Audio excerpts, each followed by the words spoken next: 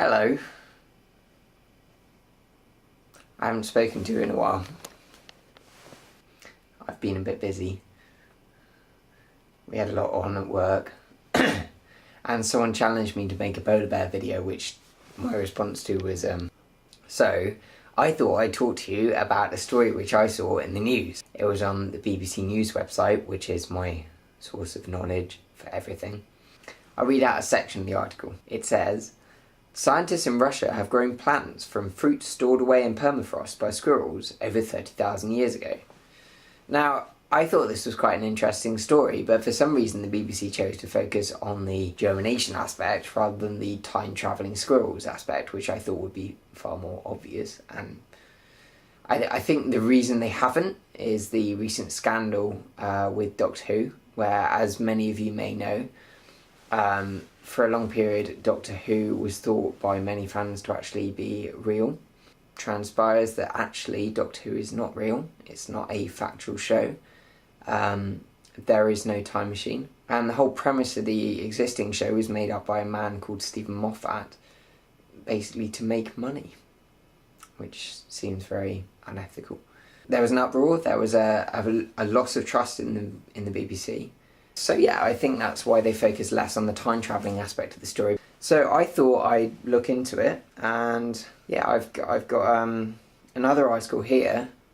Apparently these scientists came up, they're basically experimenting in their lab with test tubes and Bunsen burners, presumably, because that's the only way I can think of a scientific lab.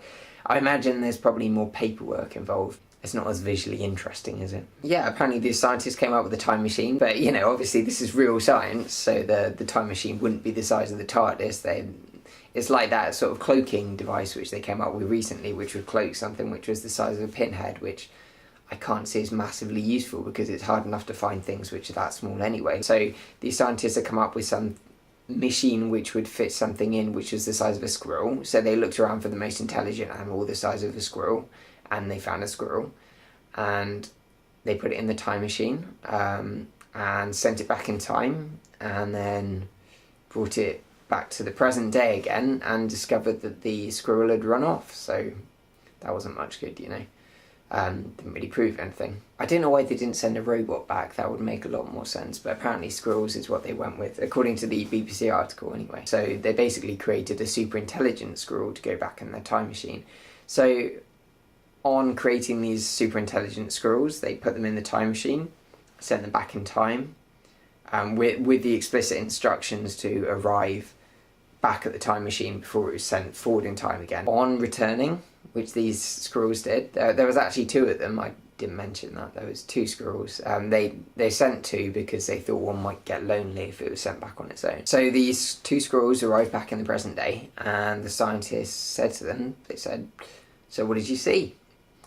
And the squirrels said, well, you've engineered us to be highly intelligent, but you didn't give us the capacity to speak to humans or communicate in any way.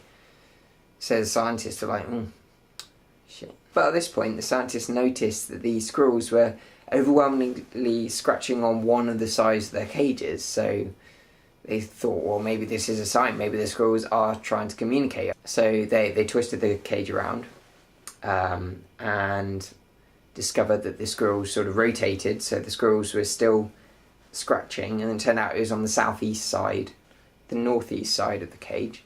The scientists sort of took the cage out of the lab with the squirrels in it, sort of put a bit of blanket over the top because it's cold in Russia. So they continued to claw in a northeasterly direction, so the scientists drove in a northeasterly direction. In the end, they ended up circling this tiny bit of tundra, which looked like a dried up riverbed. So they let out one of the super intelligent squirrels, and the one which was let out ran up to the dried up riverbank and started scratching away with its little squirrel paws, like that, until it came across a seed. I think there was 2 or 3 seeds actually, and took one of these seeds in its little mouth, ran over to the scientists and sort of nudged it against the scientists. So the scientists picked it up, had a look. The scientists tested this seed to see how old it was, and it turned out it was exactly 30,000 years old, which was exactly the amount of time the squirrels got sent back in time by. The scientists took it into their lab, planted it in a little test tube or a petri dish, or I don't know what scientists do. It wasn't really specific, the article, just as it wasn't with the time-travelling squirrels, by the way. The oldest seed to previously been germinated was 2,000 years old, and this was 30,000 years old, and it grew into a nice little flower. And I'll link to the article in the doobly-doo below. I thought I'd wear something a bit smarter today, just to, you know, go with the tone of this video, really. My hair got cut, you know, time-travelling squirrels. There you go.